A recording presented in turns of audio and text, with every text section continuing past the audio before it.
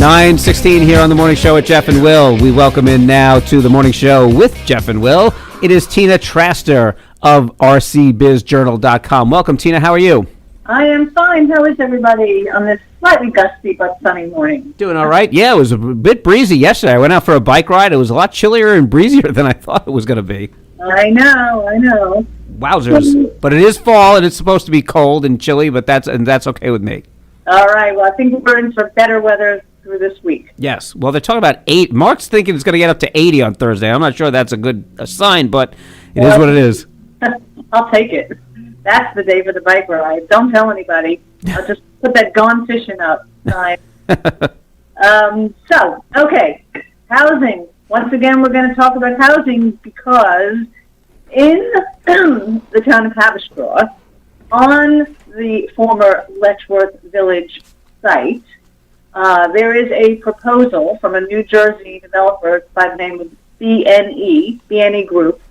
They are planning a 300-unit luxury apartment complex, and they are seemingly on their way to getting a Halloween goodie bag full of tax breaks and incentives, financial incentives, to build this luxury housing project.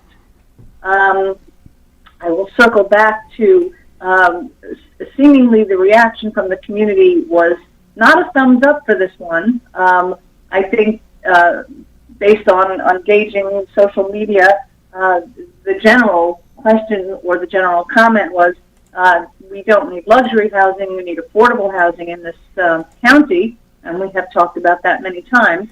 But nevertheless, this is pretty much, I don't know if I'd say it's a done deal, because though this developer has been to the IDA, the Rockland County IDA, it still needs to go to the town of Haverstraw for approval. And when you're talking about pilot programs, which is payment in lieu of tax programs, that also needs approval from the school district. So let's unpeel this a bit and take a look at what this looks like. Okay, so the developer, as I said, is looking at a 300-unit luxury apartment complex on a 23-acre parcel, which is a vacant portion of Letchworth Village. Now, that's about a fifth of the whole Letchworth side.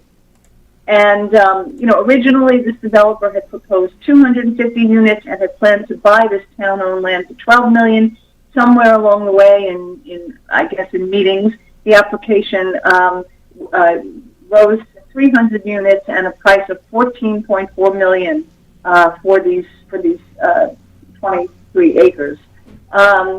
So that is what is happening. But the backstory here is kind of what people need to understand. So you may recall how twice Stony Point had proposals for its side of the Letchworth Village town-owned land, and those both went down in referendums. The public said no, they didn't want those kinds of developments. One was a proposed hotel, and the other was a development of housing and senior housing.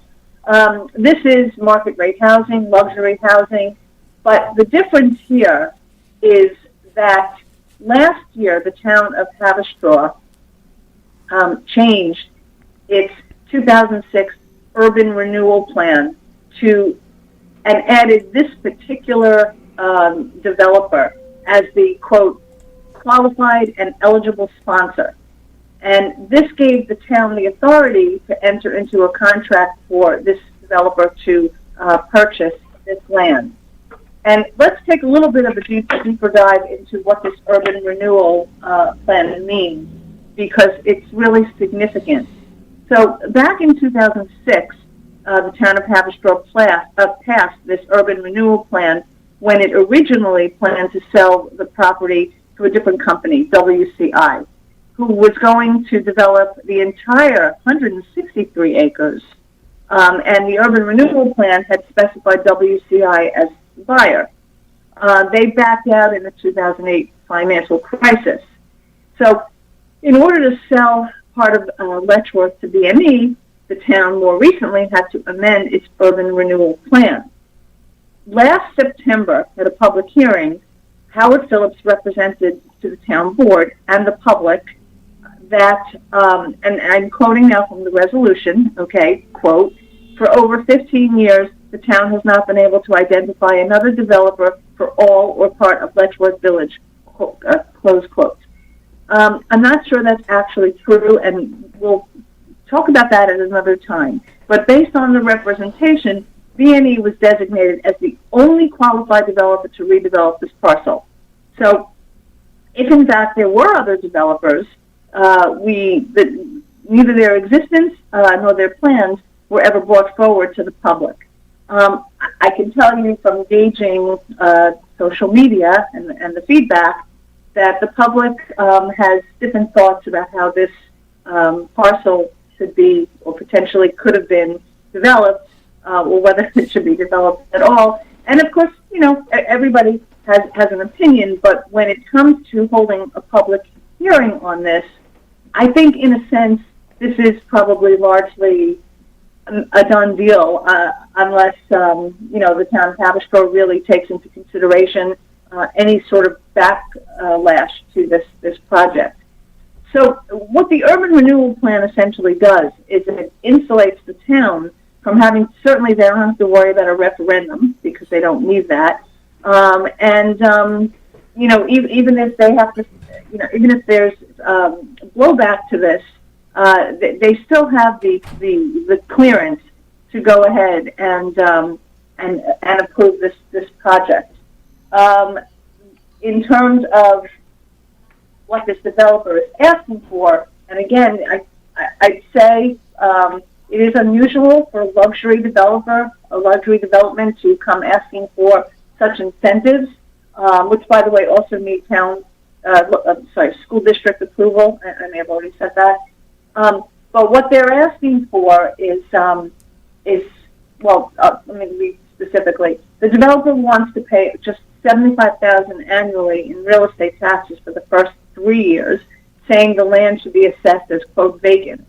And then for the balance of the pilot, it's a 15-year pilot, so years 4 through 15, the amount that they want to pay, goes up slightly over the next 15 years incrementally. Would their plan call for the reclamation of the buildings and cleanup of the buildings? No. This is just the vacant land. So they probably would even get a negative deck for seeker. I'm assuming, I don't know that there's any environmental issues out there. So it looks like they have a pretty clear path, and now they have a lot of incentives to go forward. This developer, by the way, is the developer and operator of the club and developer of Club West in Pearl River. So those are active adult rental communities for age 55 and older. Where the rentals there are between $2,800 to $5,000 a month. The only thing that they seem to be pinned down to do is that the only mandate requires the developer to provide on-site recreation only in the form of one of these following. Either, now maybe there'll be more, but all they have to do is a clubhouse or a pool, a walking trail, playground, dog park, gym, tennis court, business lounge, or bicycle room. So why they're only on the hook for one, I'm not sure. I assume that a luxury development, just by its nature, would presumably have more than one of those things. But that's all they're really hemmed in to do. And the luxury units are slated to be studios, 1-bedrooms, and 2-bedroom units. So we keep talking about housing. This is what's on the table. The people of Haverstraw should watch for, and we will report when the public hearings on these projects will be. But like I said, this is a tricky situation because of the the urban renewal plan, I guess, gives the town a lot of control over what happens on this land. So, interesting project. We shall see where this goes. But it is interesting, like you said at the outset, that we've heard a large hue and cry for affordable housing. We just saw in Clarkstown with this press conference that they had how one particular company, rental company, is allegedly squishing 20 people into a house that is built for 4 or 5, and no one seems to be wanting to build affordable housing. Well, let's look at the ecosystem here, okay? Because this doesn't happen in a vacuum. The truth of it is that these supervisors who come out publicly saying they want affordable housing, in the back rooms, they discourage developers. There's such a hue and cry, as you put it, to keep things the way they are, that, town supervisors, politicians, in most places throughout this county, are not doing anything to facilitate the need for affordable housing.